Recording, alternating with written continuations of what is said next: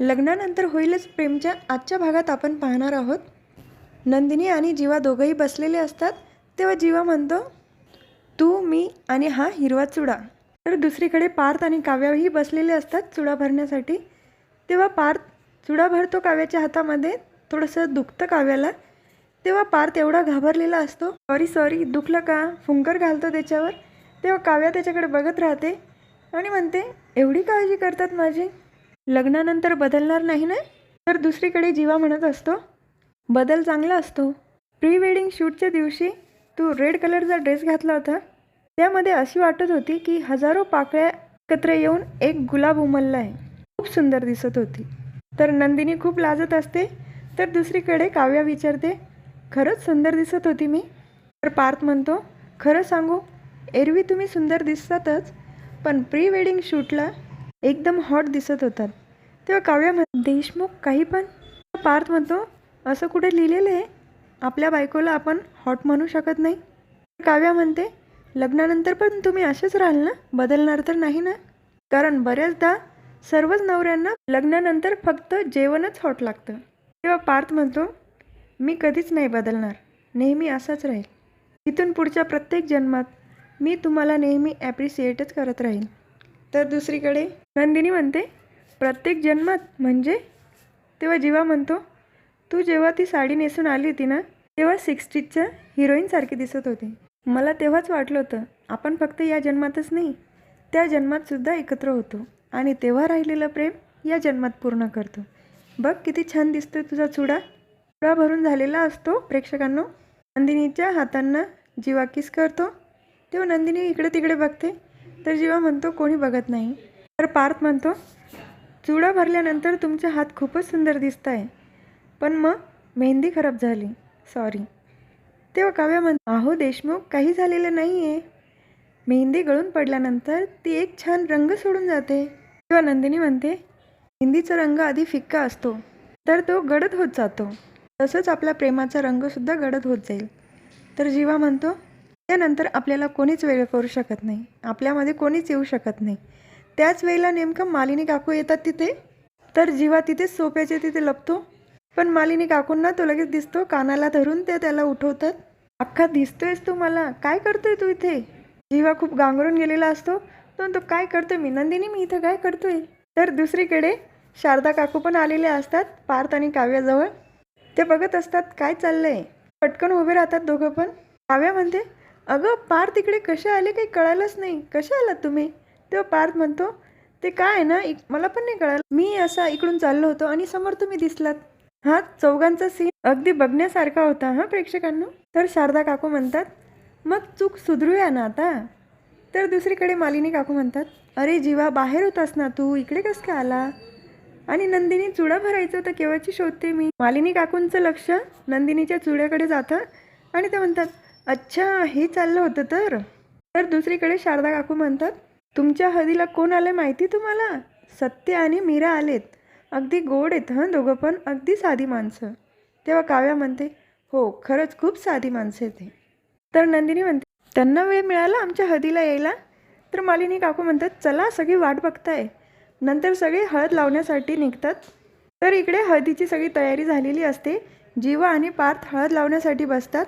तर सर्वात आधी मीरा आणि सत्य जीवा पार्थला हळद लावतात. त्याच वेळेला एक गाणं प्ले केलेलं आहे, येल्लो येल्लो चेहरे बघून शॉक लागणार.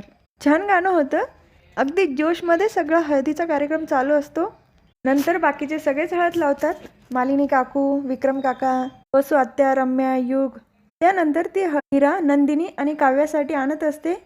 त्याच वेळेला तिचा पाय अडकतो आणि तिथे ती पडते. एका बाऊलमधली हळद दुसऱ्या बाऊलमध्ये पडते, म्हणजेच दोन्ही हळद मिक्स होतात. सगळेच अगदी धावत येतात. वसू आत्या तर इतका कांगावा करतात आणि त्या मीराला इतके बडबड करतात त्या, अगं माझ्या दोन्ही भाच्यांची हळद होती, आता कसं लावणार नंदिनी आणि काव्या ती हळद. मालिनी काकू म्हणतात, अहो वसुताई जरा शांत व्हा, आपली पाहुणी आहे ती, कशा बोलताय तुम्ही, आणि तिने काय मुद्दाम केलं आहे का, चुकून झालं आहे ना. तेव्हा सत्य म्हणतो, काय ग कसं काय पड. मीरा तर खूप घाबरलेली असते, अगदी शांत राहते ती. या लग्नात खोडा घालाय कोणीतरी मुद्दाम प्रयत्न करायला.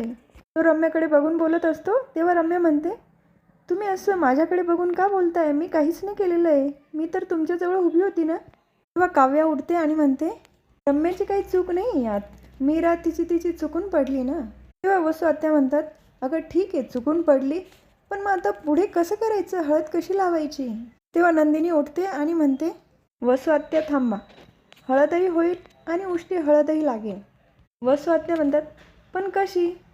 तेव्हा नंदिनी आणि काव्या दोघेही तिथे जातात आणि म्हणते, सांगते. या दोन्ही हळदी अशा मिक्स झाल्या आहे, कोणी सांगू शकत नाही कोणती हळद पारची आहे आणि कोणती हळद जीवाची. ही हळद अशी मिक्स झाली आहे, ती वेगळी करताच येणार नाही, आमच्या नात्यासारखी. मी, जीवा, पार्थ आणि काव्या, आमचं नातं जसं एकत्र आलं आहे ना, मी तर म्हणते हा नशिबाचाच एखादा संकेत आहे. तर काव्या म्हणते, करेक्ट आहे ताई. आणि ही मिसळलेली हळद जर मला लागली तर मी काय समजेल माहिती आहे. मला हळद लागली माझ्या नवऱ्याच्या नावाची, म्हणजे पारची, आणि माझा मित्र म्हणून माझं भलं करणारे या जीवाची. तर सगळेच हे ऐकून खुश झालेले असतात. त्यावेळेला नंदिनी म्हणते, बरोबर आहे काव्या, आणि मला जर अशी हळद लागली तर मी काय समजेल. माझ्या पाठी उभ्या राहणाऱ्या माझ्या जीवांची आणि मला साथ देणाऱ्या माझ्या धीरांची पारची हळद लागली असं मी समजेल. उलट आमच्या येण्याने भाऊ वेगळे होणार नाही तर एकत्रच येणारे, हे सांगते आहे ही उष्टी हळद. नंदिनी त्या हळदीचे बाऊल घेते, एक काव्याच्या हातात देते आणि एक स्वतःच्या हातात. नंदिनी आधी काव्याला हळद लावते, तुझ्या नवऱ्याची म्हणजेच पारची हळद. तर काव्या पण नंदिनीला हळद लावते आणि म्हणते, तुझ्या नवऱ्याची म्हणजेच जीवाची हळद.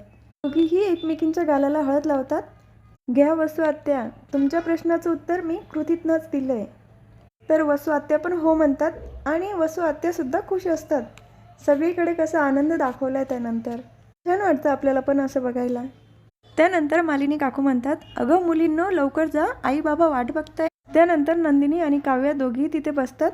तर शारदा काकू म्हणतात, नंदिनी आणि काव्याला हळद लावण्याचा पहिला मान मीरा आणि सत्या तुमच्या दोघांचा. ते दोघं नंदिनी आणि काव्याला हळद लावतात. त्यानंतर बाकीचे सगळे हळद लावतात आणि नंदिनीचे आई बाबा दोघंही खूप इमोशनल झालेले असतात. ते दोघंही त्यांना हळद लावतात.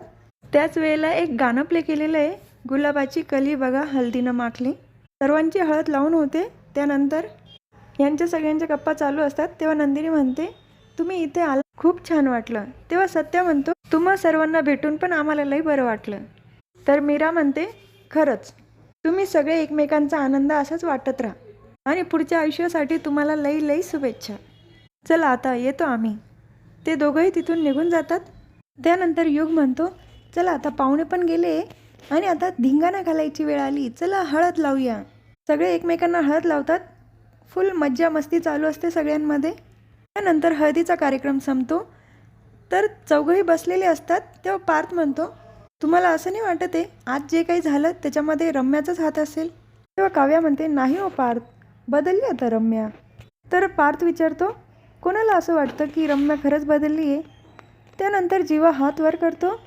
तर नंदिनी म्हणते, जीवा तुम्ही हात वर करताय. तर पार्थ म्हणतो, जीवा तू हात वर केला आहे माझ्यासाठी खूप शॉकिंग आहे. आणि यांच्यात बोलणं रम्या पडद्याआड उभं राहून ऐकत असते. जीवा म्हणतो, तुझं बरोबर आहे दादा, पण यावेळी मी रम्यातला बदल सेन्स करू शकतो. तर रम्या म्हणते, म्हणजे आधी काव्या आणि आता जीवा, 2 विकेट पडलेच आहे आता. बघा मी आता उद्या संगीतमध्ये काय करते ते. त्यानंतर तिथे विक्रम काका आणि मालिनी काकू येतात आणि ते म्हणतात, चल 500 रुपये काढ, मी बेट जिंकलो आहे. तेव्हा सर्वांचं लक्ष त्यांच्याकडे जातं. जीवा म्हणतो, ओ लव बर्ड इकडे या, काय चाललंय तुमचं. तेव्हा विक्रम काका सांगतात, मी म्हणत होतो मुलं अजून जागे असतील आणि तुमची आई म्हणत होती मुलं झोपले असतील. मग आता मी जिंकलो ना, तुम्ही जागे आहात. तर मालिनी काकू म्हणतात, अरे उद्या संगीत आहे ना, झोपलात का नाही, नाहीतर उद्या डोळे असे मोठे दिसतील.